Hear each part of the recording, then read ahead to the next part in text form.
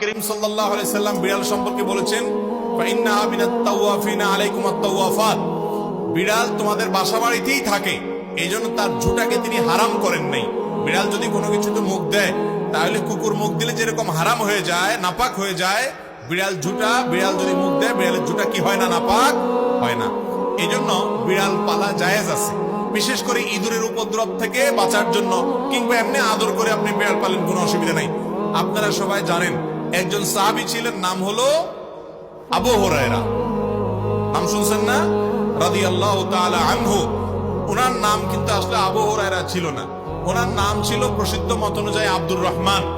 আরো অনেকগুলো মত আছে ওনার নাম নিয়ে, কিন্তু ওনার নাম পরে আবু হুরায়রা উঠে গেছে। কিভাবে? ওনার একটা বিড়াল ছিল, জামার হাতার ভিতরে এই বিড়াল ভরে অনেক সময় মসজিদে নিয়ে আসতেন। তো একবার নবী করিম সাল্লাল্লাহু আলাইহি ওয়াসাল্লাম তার বিড়াল দেখে তার